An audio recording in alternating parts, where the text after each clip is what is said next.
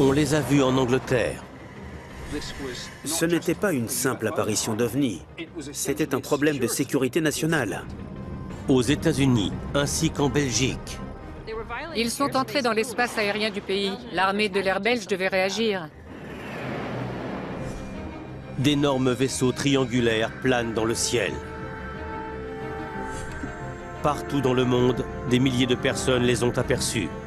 Mais les chercheurs ne savent pas de quoi il s'agit. Le mystère des ovnis triangulaires est une question de sécurité nationale. Il s'agit de gigantesques appareils qui se déplacent en toute impunité dans l'espace aérien. Personne ne sait vraiment ce qu'ils sont, comment ils fonctionnent, ni d'où ils viennent.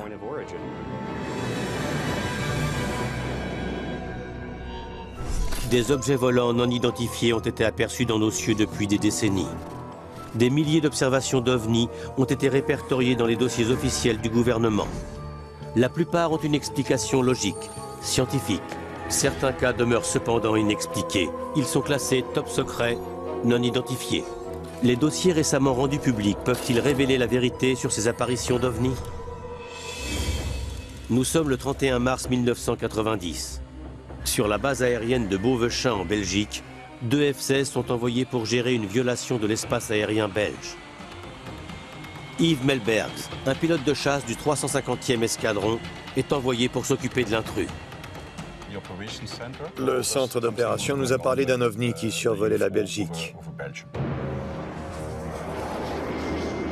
Avant de décoller, le capitaine Melbergs a été briefé sur l'appareil en question.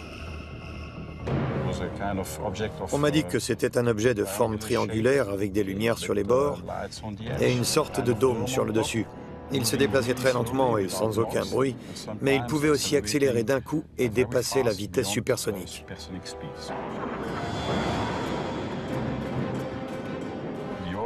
J'ai reçu l'ordre d'intercepter et d'identifier cet objet. Voici le compte-rendu officiel de l'armée de l'air belge. On y trouve la chronologie exacte de la soirée. À 0h30, le F-16 de Melbergs a un contact radar avec l'appareil, à 20 000 marins de la base aérienne de Beauvechain. L'objectif se déplace à très grande vitesse, à 1370 km/h. On a aperçu l'objectif pour la première fois à environ 32 km. On a eu un contact radar, donc je pouvais le voir sur mon radar. Voici le véritable enregistrement du radar de l'avion du capitaine Melbergs. Le rectangle en haut de l'écran est l'objectif. Cela confirmait bien qu'un appareil survolait la zone à ce moment-là. C'était bien l'appareil qu'avait vu le centre d'opération. Les 2 pilotes de chasse approchent de leur cible. Ils vont bientôt découvrir que l'appareil en question est loin d'être un avion ordinaire. À chaque fois qu'on s'approchait de l'objectif, il disparaissait des écrans. Quel est donc l'appareil que le capitaine Melbergs suit sur son radar? Depuis 4 mois, de nombreuses histoires d'étranges objets volants ont été rapportées en Belgique. Des centaines de personnes affirment avoir vu d'étranges appareils triangulaires dans le ciel. Tout a commencé dans la petite ville de Eupen, à une dizaine de kilomètres de la frontière allemande. Le 29 novembre 1989, 2 agents de police en patrouille aperçoivent quelque chose d'inhabituel dans le ciel. Ils ont vu des lumières vives au-dessus d'un champ. Et ces lumières étaient fixées à un appareil triangulaire, selon leur témoignage. David Marler, l'auteur et spécialiste d'ufologie, a étudié cet événement avec attention. L'objet planait sans bruit au-dessus du champ à côté duquel il s'est égaré. L'objet s'est ensuite déplacé lentement en direction de la ville. Les policiers étaient sidérés. Ils n'avaient jamais rien vu de semblable.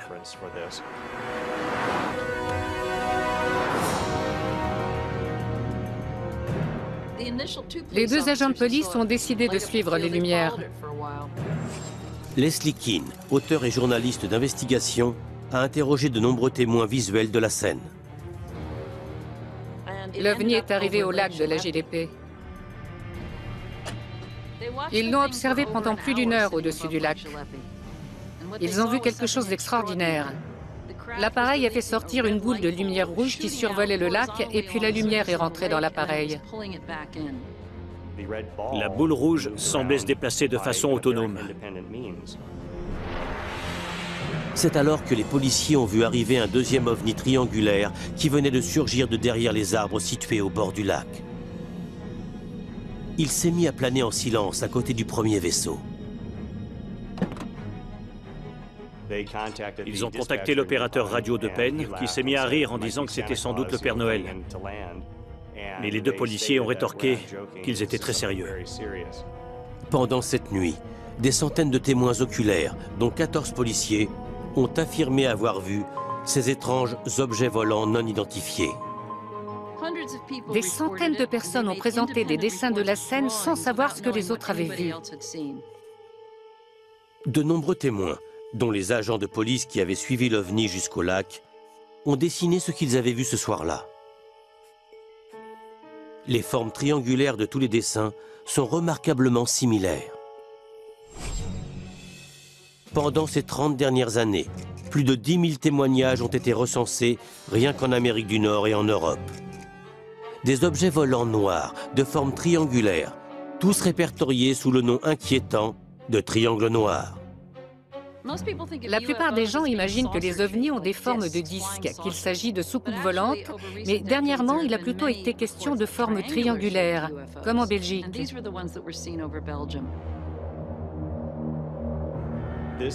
Ce sont les plus gros ovnis jamais recensés à l'heure actuelle. Certaines personnes disent qu'ils étaient vraiment immenses, qu'ils faisaient la taille d'un terrain de football.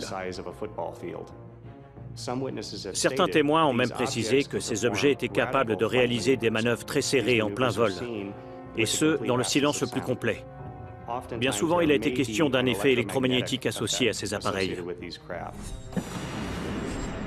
Ces étranges triangles seraient-ils dus à un phénomène naturel inexpliqué? Ont-ils été conçus par l'homme ou viennent-ils d'ailleurs? Suite à l'apparition de ces triangles noirs en Belgique en novembre 1989 et à l'enquête qui en a résulté, le gouvernement a tenté de répondre publiquement à ces questions. Après ces événements, les médias se sont déchaînés. Dans la presse, les ovnis belges ont fait les gros titres. La Belgique a-t-elle eu la visite de vaisseaux extraterrestres ou s'agit-il d'autre chose? Quels que soient ces appareils, ils ont continué à revenir nuit après nuit. Dans les 4 mois qui ont suivi les événements de Eupen, plus de 500 témoignages ont été rapportés aux autorités belges. L'armée s'est intéressée de près à cette question. Elle voulait éviter de créer un mouvement de panique, mais elle n'a pas ignoré ces témoignages. Bien que les récits aient été pour le moins inhabituels, ils venaient de sources crédibles. Le nombre de témoignages a forcé l'armée belge à prendre le sujet au sérieux. L'armée de l'air belge devait réagir parce que quelque chose était entré dans son espace aérien. Elle a la responsabilité de protéger l'espace belge. Il fallait agir. L'armée de l'air belge établit donc un plan. Si les témoignages oculaires sont confirmés par le radar, l'armée enverra des avions de chasse pour intercepter l'objet. Le suspense ne durera pas très longtemps. Nous sommes le 30 mars 1990. Peu avant 23 h, alors qu'il n'est pas en service, un policier aperçoit d'étranges lumières au-dessus de Jean Blou. Elles forment un triangle. La vague belge d'OVNI a atteint son apogée le soir du 30 mars 1990. Ce soir-là, les autorités ont reçu des appels d'habitants de différentes municipalités, dont plusieurs policiers en repos, qui ont affirmé avoir vu des lumières organisées en triangle dans le ciel. Le rapport de l'armée de l'air belge rend compte qu'à 23 h, le contrôleur responsable de Glon a reçu l'appel d'un policier pour lui signaler d'étranges lumières dans le ciel. 15 minutes plus tard, le radar militaire situé à Glon repère un objet non identifié qui se déplace très lentement, à 46 km/h, en direction de l'ouest. Peu après, le radar du centre de contrôle de l'armée de l'air confirme la présence de l'objet à la même position. La base de Glon décide d'envoyer des avions de chasse. Le capitaine Yves Melbergs a localisé l'OVNI. Son radar lui indique qu'il ne se trouve qu'à 7000 nautiques de sa position. Il faisait nuit, l'objet n'était pas éclairé, donc on ne voyait rien du tout. Les deux pilotes ne peuvent se fier qu'à leurs instruments. Ils se rapprochent de la cible. S'il s'agit d'un appareil étranger entré sans permission dans l'espace aérien belge, la réaction de Melbergs pourrait engendrer un incident international. Plus d'une heure après que le policier en repos a signalé un étrange appareil dans le ciel, les deux avions de chasse atteignent la cible. Le capitaine Melbergs a verrouillé la cible et est sur le point d'agir quand l'appareil semble vouloir prendre la fuite. La cible changeait rapidement de direction, d'altitude et de vitesse. L'objet évolue à des vitesses incroyables dans le radar du capitaine Melbergs. Les performances de cet appareil étaient exceptionnelles. Il passait d'une vitesse très faible à une vitesse supersonique. C'était difficile de l'intercepter. Le rapport officiel de l'armée de l'air belge stipule clairement que les pilotes avaient verrouillé la cible à 3 reprises, mais qu'à chaque fois, l'OVNI a réalisé un changement radical de trajectoire. Il est passé d'une vitesse de 280 à 1800 km/h, soit près de 2000 km/h en l'espace de quelques secondes. On est arrivé à s'approcher. Au plus près, on était à 5000 nautiques de la cible. Les pilotes ont tenté à 9 reprises d'intercepter l'intrus, mais ils n'ont jamais pu établir de contact visuel. Je ne peux parler que de ce que j'ai vu ce soir-là, c'est-à-dire d'un objet non identifié. Qu'est-ce que c'était exactement? On n'en sait toujours rien. L'armée de l'air belge, en revanche, estime avoir une preuve solide. Un enregistrement radar de l'événement qui provient du cockpit du F-16 du capitaine Melbergs. Ces enregistrements radars contiennent-ils les informations nécessaires pour découvrir ce que les pilotes avaient pris en chasse? Sur cet écran, on voit l'enregistrement radar du F-16. Le docteur Raviraj Advi est un spécialiste du traitement de données radar. On lui a demandé s'il pouvait s'agir d'un simple phénomène météorologique. Ça m'étonnerait beaucoup parce que ça ne ressemble à rien qui puisse avoir une origine naturelle. Le docteur Advi nous détaille le relevé graphique du radar. On voit ici que l'objet non identifié a descendu près de 1800 mètres et a ensuite repris de l'altitude pour à nouveau faire une chute vertigineuse et à très grande vitesse au point de manquer de s'écraser. Au même moment, on a enregistré des changements de vitesse incroyables. L'OVNI est passé de 320 km/h à 1100 km/h en moins d'une seconde. Une telle accélération défie toutes les lois de la physique. Il fait ensuite une autre chute. Il fonce en piqué vers le sol à 1800 km/h. On n'a trouvé aucun débris, mais il aurait dû s'écraser. L'accélération fulgurante enregistrée par le radar du F-16 dépasse de loin les capacités des appareils modernes. Cependant, le docteur Advi ne pense pas qu'il s'agisse d'un vaisseau extraterrestre. Je pense que c'est une fausse information créée par un système électronique dans le but de perturber le radar. Il s'agit d'un leurre de radar très sophistiqué. Ce genre de technologie est utilisé par l'armée pour créer de fausses cibles et faire croire aux ennemis qu'il y a plusieurs appareils en vol sur les radars, alors qu'en réalité, il n'y en a pas. Le F-16 belge de l'époque était équipé du même radar que le F-4 de la guerre du Vietnam. Bill Sweetman est un auteur spécialisé dans l'aviation et un expert en projets militaires confidentiels. Ce n'était pas un radar très performant, il résistait mal au court-circuitage et il était assez sensible aux leurres. Les radars situés au sol étaient un peu plus puissants, ils étaient branchés sur d'autres fréquences, mais les leurres les affectaient aussi. S'il s'agissait d'un court-circuitage qui a leurré le radar du F-16, alors qu'ont vu les milliers de Belges au-dessus de leur maison cette nuit-là? Certains sceptiques ont dit que c'était des hélicoptères à cause de leur altitude et de leur apparence. Les lumières de certains hélicoptères sont effectivement placées en triangle. Mais les récits des témoins de la scène ne correspondent pas aux caractéristiques d'un hélicoptère. Les hélicoptères sont bruyants et ces ovnis étaient silencieux et capables de filer à toute allure, contrairement aux hélicoptères. Les nombreux témoins oculaires étaient tous certains que quel qu'ait été cet appareil, ce n'était pas un hélicoptère. Et les preuves sont formelles. Un appareil a bel et bien survolé la Belgique. Il a donc fallu se tourner vers l'officier de l'armée de l'air le plus gradé de la nation, le chef d'état-major de l'air, le colonel Wilfrid de Brouwer. Il a émis l'hypothèse qu'il devait s'agir d'une nouvelle technologie américaine. Ce rapport du département de la Défense atteste que le colonel de Brouwer s'est renseigné auprès des États-Unis au sujet de 2 appareils furtifs confidentiels.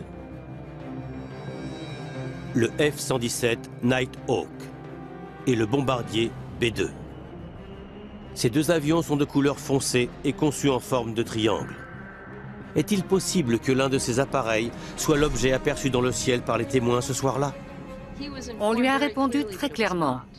Il a reçu un courrier de l'armée américaine qui stipulait que cet avion ne lui appartenait pas. Il y a toujours la possibilité que ce que les gens ont vu dans le ciel, au-dessus de la Belgique, eh bien, qu'il s'agisse d'un programme confidentiel en période de test. Il y avait beaucoup de projets classés secret défense vers la fin des années 80. Est-il possible que les États-Unis aient caché le test d'un appareil classé secret défense? Les triangles pourraient être cet avion. Cette forme a été envisagée pour des prototypes. La Belgique est située près de l'ancien front Est de la guerre froide. Cela peut également jouer. On peut vouloir tester un nouvel avion en dehors du territoire américain pour plusieurs raisons. On peut vouloir le confronter à différents systèmes de défense. On peut vouloir le faire voler près de l'ancienne Union soviétique pour voir s'il sera détecté. Mais s'il s'agit d'un appareil classé secret défense, les États-Unis ont pu vouloir nier son existence. Les Belges exigeaient des réponses. Alors le colonel de Brouwer a pris une décision sans précédent et s'est expliqué auprès des médias. L'objet, s'il y en a eu un, a accéléré à une vitesse qui était tout à fait en dehors du domaine de vol d'un avion conventionnel. C'est intéressant qu'il ait choisi de tout révéler dans une conférence de presse et de rendre ses conclusions publiques. Il a exposé toutes les données qu'il avait et il a dit très ouvertement qu'il n'avait pas trouvé d'explication. On ne sait toujours pas ce qui s'est passé ce soir-là. On sait ce qu'il ne s'est pas passé. Ce n'était pas un phénomène météorologique, ce n'était pas un hélicoptère ou un prototype, ni rien de tout ça. C'est donc toujours un objet non identifié à ce jour. Après le 31 mars, de moins en moins d'apparitions de triangles sont signalées. La vague belge d'OVNI prend fin. Cependant, 3 ans plus tard, un nouvel incident se produit. Cette fois, c'est l'espace aérien britannique qui est violé. Nous sommes à Cosford, en Angleterre, le 31 mars 1993. 3 ans jour pour jour après l'apparition des mystérieux triangles noirs au-dessus de la Belgique. À environ 230 km au nord de Londres, 2 policiers militaires patrouillent sur la base de la Royal Air Force de Cosford.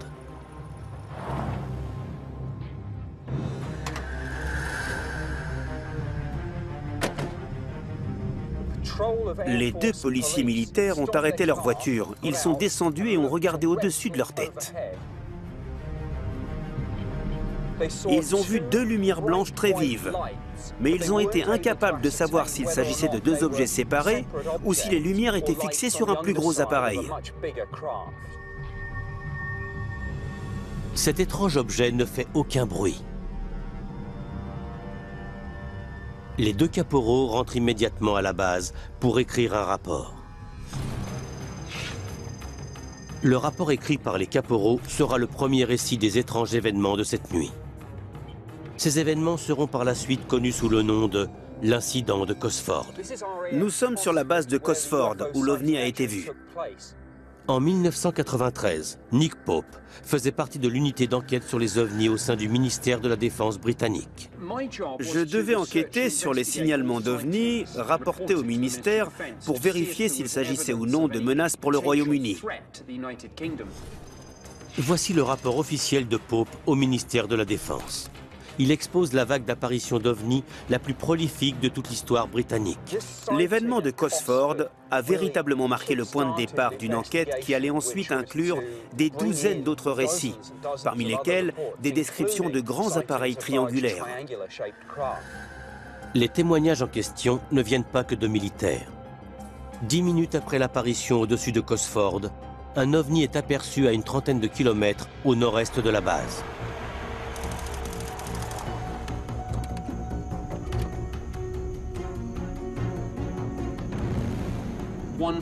Une famille a vu l'OVNI au-dessus de la ville de Rugeley. Elle est remontée en voiture et elle a essayé de suivre cette chose.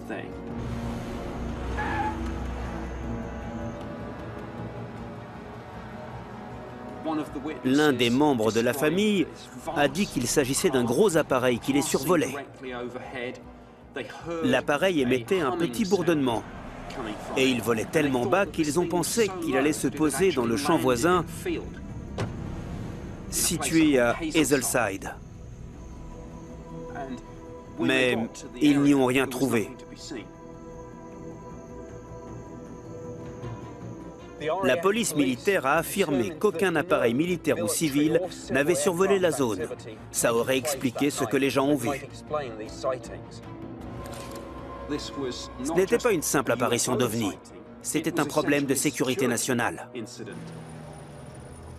Alors que la police militaire de Cosford surveille la base, à une trentaine de kilomètres de là, sur une autre base militaire, celle de Shawbury, l'officier en service responsable de la météo aperçoit ce qui semble être le même objet volant non identifié. Le météorologue m'a décrit la façon dont il avait vu cet OVNI voler lentement en direction de la base pour ensuite la survoler complètement. Il m'a parlé d'un appareil énorme, de forme triangulaire. Il a entendu un bourdonnement à basse fréquence émaner de cet objet et il l'a senti résonner dans son corps. Il m'a dit que ça lui avait procuré une sensation très déconcertante. Il a ensuite vu un rayon de lumière très fin sortir de l'appareil. Le faisceau a parcouru à plusieurs reprises les champs qui entourent la base militaire, comme si il cherchait quelque chose. Et quelques minutes plus tard, le rayon lumineux s'est éteint. L'OVNI est alors parti à une vitesse bien supérieure à celle des avions militaires. Et cet officier m'a dit « Je vois des avions de chasse toute la journée, mais je n'avais encore jamais vu un engin aussi rapide. » Dans les jours qui ont suivi, Nick Pope a interrogé des douzaines de témoins. Il se rend rapidement compte qu'il ne s'agit pas d'un cas ordinaire. Les récits étaient très cohérents les uns avec les autres. Tout le monde m'a parlé d'un très grand ovni de forme triangulaire. Plusieurs m'ont dit qu'il avançait très lentement, voire qu'il planait, pour ensuite repartir à une vitesse incroyable. En l'espace de 8 heures, plus de 200 personnes du sud de l'Angleterre ont aperçu l'OVNI. C'était un vrai problème. Un appareil inconnu avait pénétré dans notre espace aérien sans qu'on le sache et avait survolé 2 de nos bases. On était vulnérables. Nick Pope et ses collègues du ministère de la Défense ont rapidement analysé les informations reçues pour découvrir ce qui était entré dans l'espace aérien. On a éliminé une à une les choses que les gens auraient pu ne pas reconnaître. Les étoiles très brillantes, les planètes, des satellites, des météores, les lumières des avions de ligne, les montgolfières. Plus on éliminait ce genre de possibilités, plus cette affaire devenait mystérieuse et intrigante. Mes collègues et moi-même, qui sommes tous de nature très sceptique et rationnelle, avons commencé à nous dire qu'il se passait quelque chose de très bizarre. Après un mois de recherche, l'équipe de Pope est convaincue que les témoins de la scène n'ont pas vu de simple lumière, mais qu'il s'agissait bien d'un objet physique. Je n'ai aucun doute. L'objet était bel et bien réel. Un énorme appareil a survolé le Royaume-Uni ce soir-là. Bien qu'il soit arrivé à cette conclusion, l'origine et la nature de cet appareil restent un mystère. On a pensé à un prototype secret ou à un drone. À l'instar de l'armée belge, les Britanniques ont demandé au gouvernement des États-Unis si cet imposant appareil triangulaire capable de planer leur appartenait. Ils ont obtenu la même réponse. Les Américains nous ont répondu qu'ils ne possédaient aucun appareil de ce type et qu'aucun vol d'essai n'avait été effectué au-dessus du Royaume-Uni. Mais le doute persiste. Alors Pope se tourne vers la CIA et d'autres agences de défense américaines pour éclaircir cette affaire. Le secrétaire de la Défense des États-Unis aurait répondu, sur le ton d'une extrême colère, « Si on vous dit que cet appareil n'existe pas, c'est qu'il n'existe pas. On a dû réagir vite pour éviter que la situation ne s'envenime avec notre plus grand allié. » Puisque son enquête est au point mort, Nick Pope ne peut que se demander ce que cet objet non identifié était en réalité. Je n'ai aucune explication réaliste. S'il ne s'agit pas d'un prototype militaire classé secret défense, dont la technologie serait en avance de plusieurs décennies sur tout ce qu'on connaît, j'avoue que je ne sais pas ce que ça peut être. À ce jour, l'incident de Cosford reste inexpliqué. Je ne peux pas exclure la possibilité qu'il s'agissait d'un vaisseau extraterrestre. Les chercheurs des gouvernements belges et britanniques n'ont jamais réussi à définir l'origine des triangles noirs. Et sans information précise, le mystère de leurs apparitions reste entier. Pourtant, 7 ans plus tard, ils sont revenus. Nous sommes le 5 janvier 2000, dans le comté de Saint-Clair, dans l'Illinois. L'agent de police Ed Barton effectue sa patrouille de nuit lorsqu'il reçoit un appel radio.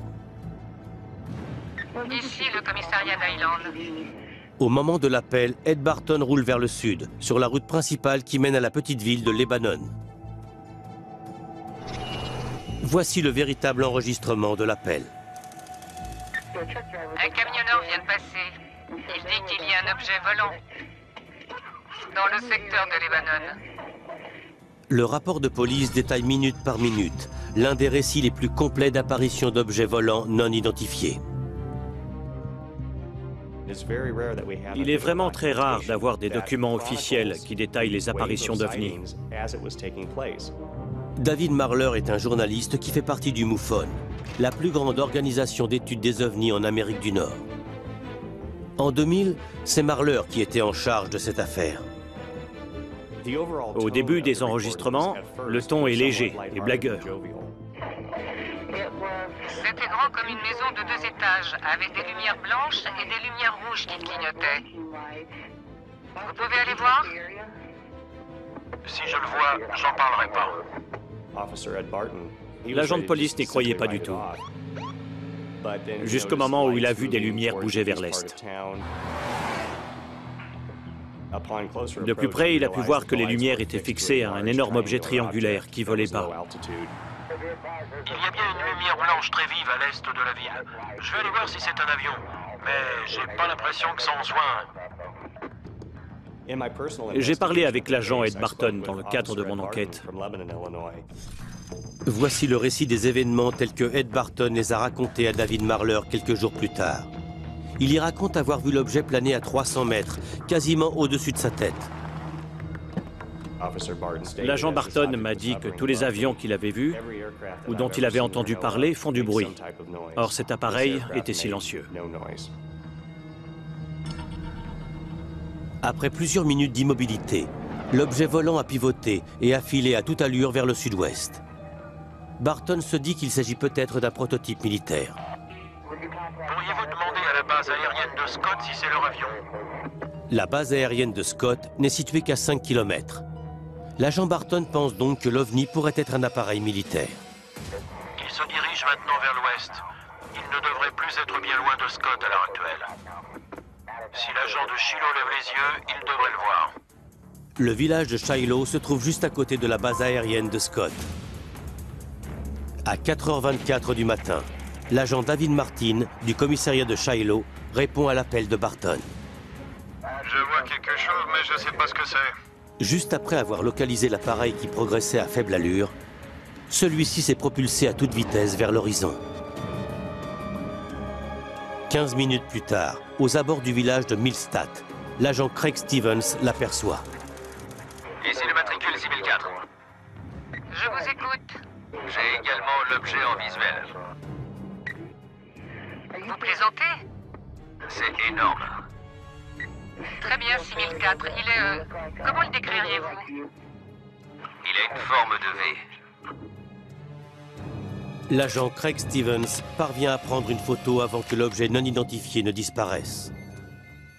Malheureusement, il fait tellement froid que la photo instantanée sort mal.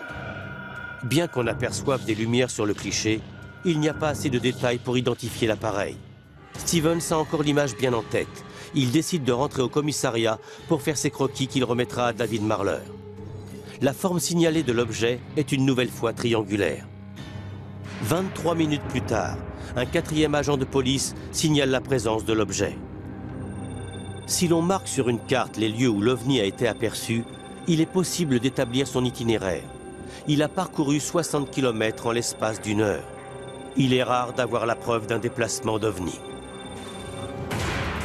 L'OVNI d'Island, comme il sera appelé, fait les gros titres dans tout le pays. Comme les Belges et les Britanniques avant lui, Marler commence par le début. J'ai voulu savoir si l'armée n'avait pas testé un appareil expérimental dans le secteur. L'OVNI a été vu près d'une base militaire, donc c'était une question légitime. L'itinéraire estimé de l'objet non identifié indique qu'il serait passé à 3 km de la base aérienne de Scott. Cette proximité n'aura pas échappé au radar. Mais la police et l'armée refusent tout commentaire. David Marler décide donc d'aller plus loin dans son enquête. J'ai envoyé une requête au nom du droit de la liberté d'information auprès de la base de Scott et on m'a répondu. Dans une lettre datée du 19 janvier 2000, soit 2 semaines après l'apparition, le commandant de la base de Scott répond aux questions de Marler. Il m'a répondu qu'il n'avait envoyé aucun appareil militaire dans cette zone, qu'il n'avait fait tester aucun véhicule à cet endroit à l'heure indiquée. Quant à la requête de Marler de voir les informations recueillies par leur radar, la réponse est surprenante. Il m'a écrit qu'à l'heure du passage de l'OVNI, les radars n'étaient pas en service. C'est un vrai retournement de situation, d'autant que la preuve radar aurait validé la présence de l'OVNI.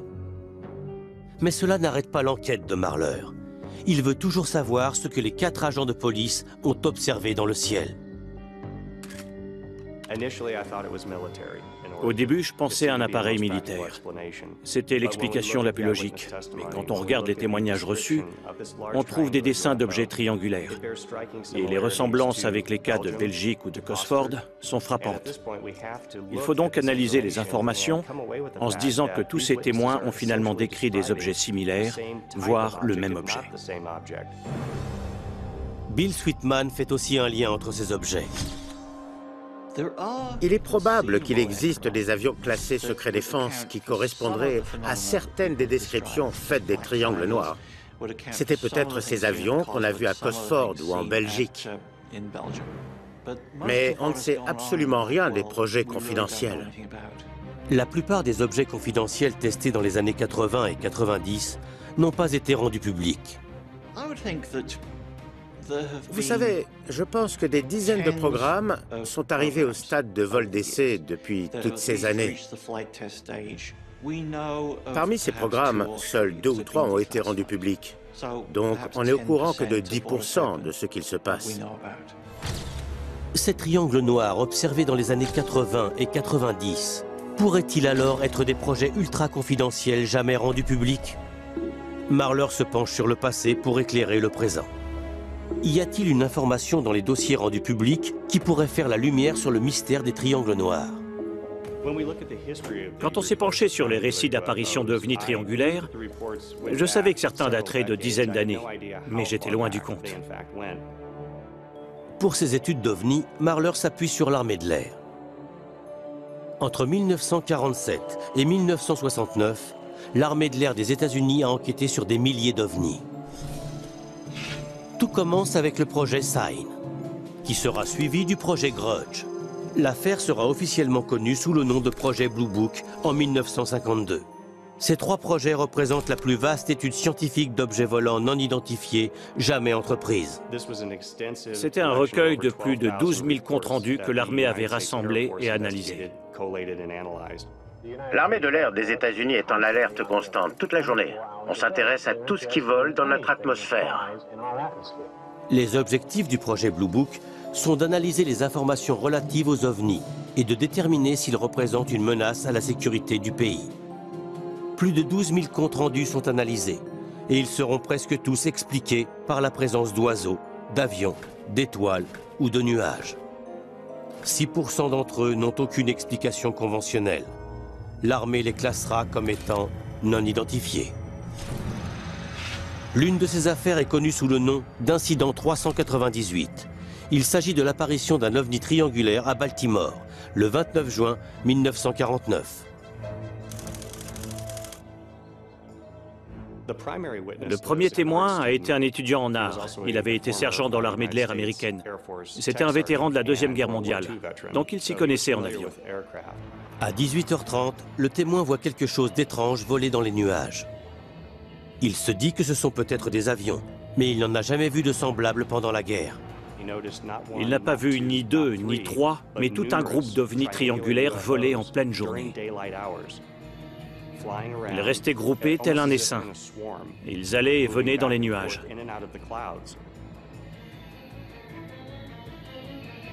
Dans le dossier du projet Blue Book, il a déclaré « Il y avait 15 ou 20 objets en forme de V qui volaient en formation circulaire.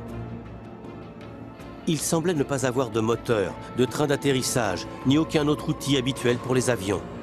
Ils étaient noirs, apparemment faciles à manœuvrer et pouvaient se déplacer à une vitesse fulgurante. » Ces ovnis présentaient des caractéristiques de vol inhabituelles, puisqu'ils allaient et venaient dans les nuages. Pendant 2 heures, l'ancien soldat et ses voisins observent ces objets volants. Ils ont été incapables de les compter, étant donné qu'ils s'agitaient comme des abeilles. Mais ils ont pu voir qu'ils étaient triangulaires.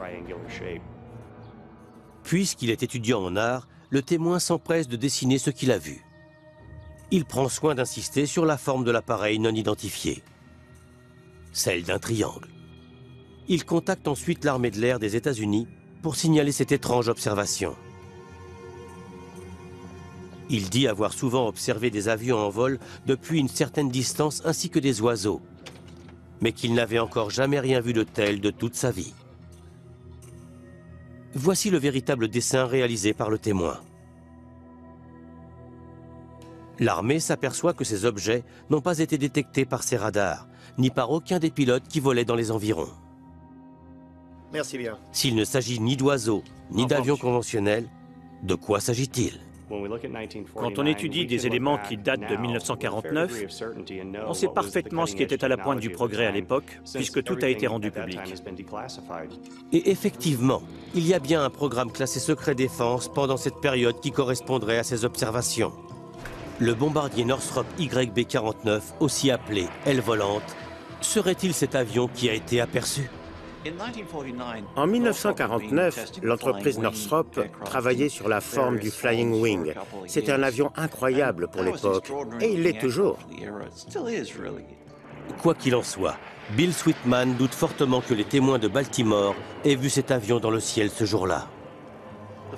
Le Flying Wing était difficile à manœuvrer. En cas de changement brusque, c'était le crash assuré. Il fallait le piloter délicatement.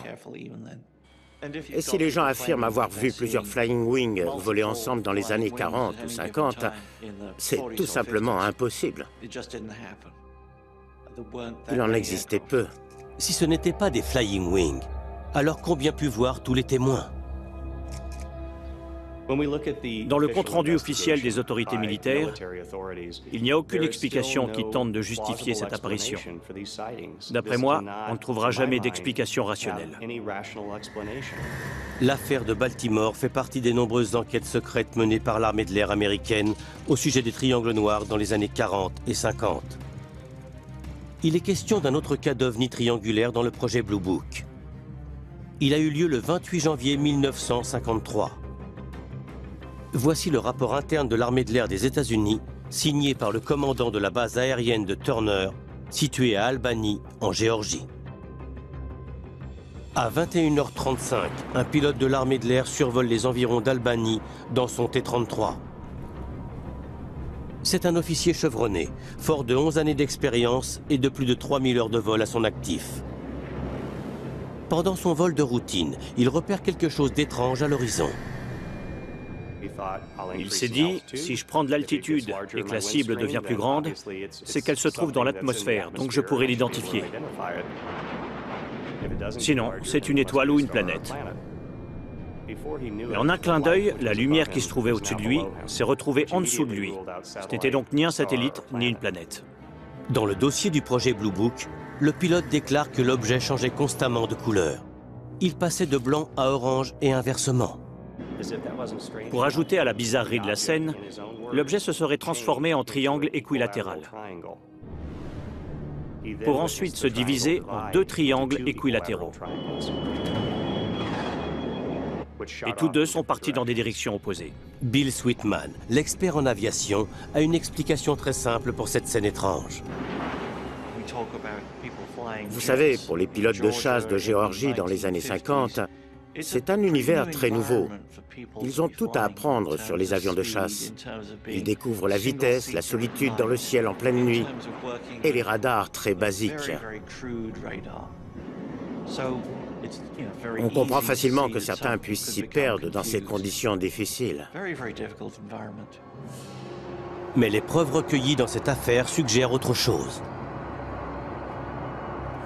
Dans le projet Blue Book, on découvre qu'à l'heure où le pilote a vu cet objet, l'aéroport d'Albany l'avait également sur son radar. Ainsi, il ne s'agirait donc pas d'une hallucination. Malgré la présence de l'objet sur le radar, l'armée de l'air arrive à une conclusion qui surprend David Marler. La conclusion de l'affaire d'Albany est qu'il s'agissait de la planète Vénus. C'est difficile à croire dans la mesure où le pilote aurait réussi à voir Vénus en dessous de son avion. Je ne suis pas toujours d'accord avec les explications de l'armée quant aux ovnis, mais les rapports de ces événements sont irréprochables. Quand on étudie les informations, la cohérence des témoignages reçus et les données des radars, on comprend que ces objets sont réels. Il ne s'agit ni d'hallucinations ni de dérèglements atmosphériques. Il est question d'une réalité tangible sur laquelle il faut faire des recherches. Entre les observations faites en Belgique, en Angleterre ou aux États-Unis et les récits des années 40 ou 50 que David Marler a découverts, il semblerait que le phénomène des triangles noirs ait débuté il y a plusieurs décennies. Et les recherches de Marler lui font encore remonter le temps. Alors que j'étudiais les archives d'articles de journaux, je tombais sur des affaires de plus en plus anciennes, jusqu'à trouver un cas d'OVNI qui date de la fin du 19e siècle. Le mystère de ces triangles s'est alors épaissi. Les journaux scientifiques les plus prestigieux du 19e siècle relatent des observations d'étranges objets triangulaires dans le ciel. Alors qu'il faudra plusieurs décennies avant que les avions voient le jour. Le récit le plus ancien que j'ai trouvé date de 1882 et apparu dans le Scientific American.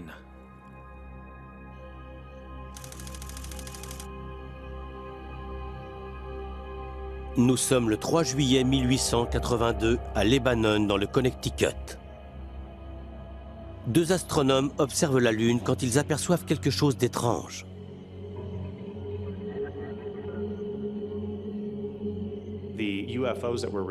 Les ovnis en question ont été vus se déplaçant sur la surface de la Lune par des astronomes. Ils ont décrit non pas un, mais 2 objets triangulaires qui avançaient vers la surface lunaire. Dans leur compte-rendu, les astronomes affirment avoir vu 2 formes triangulaires de couleur noire sur la moitié inférieure de la Lune qui se rapprochaient l'une de l'autre et qui masquaient près d'un quart de la surface de la Lune. Cependant, ils n'offrent aucune explication quant à la nature de ces objets triangulaires. Il s'agit de l'un des premiers récits d'observation d'ovnis triangulaires. Il a eu lieu plus de 2 décennies avant que l'homme n'ait volé en avion pour la première fois. Et ce n'est pas le seul récit. Dans le journal scientifique Nature, un auteur affirme avoir vu une silhouette sombre, immobilisée dans le ciel. Elle a la forme d'un éventail et est restée sur place pendant plus d'une demi-heure. Marler découvre des récits venus des quatre coins du monde. Des récits de triangles volants capables de s'autodiriger et de monter haut dans les nuages. Les descriptions des triangles noirs datant du 19e siècle sont similaires à celles de notre époque. Est-il question de la même chose? On trouve des affaires du 19e siècle, des années 40, 80 ou 2011, et elles concordent. Comme si la technologie de ces appareils n'évoluait pas contrairement à la technologie humaine.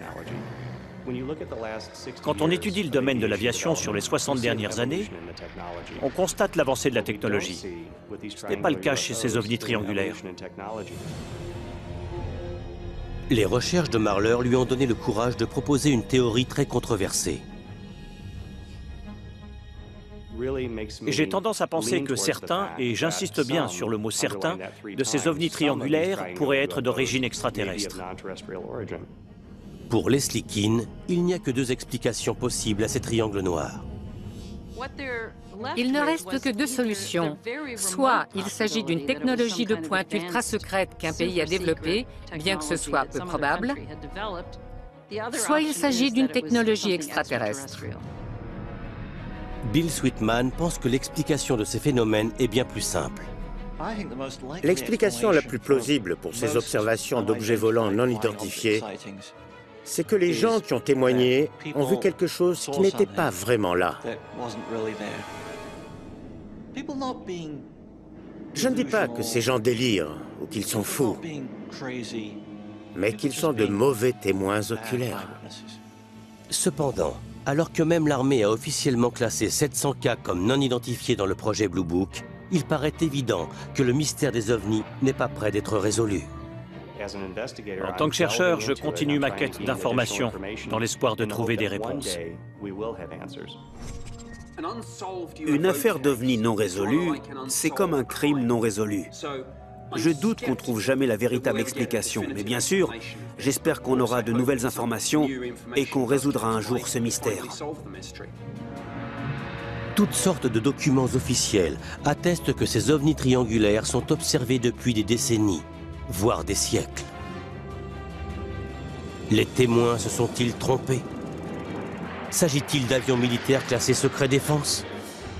Ou s'agit-il d'appareils venus d'un autre monde?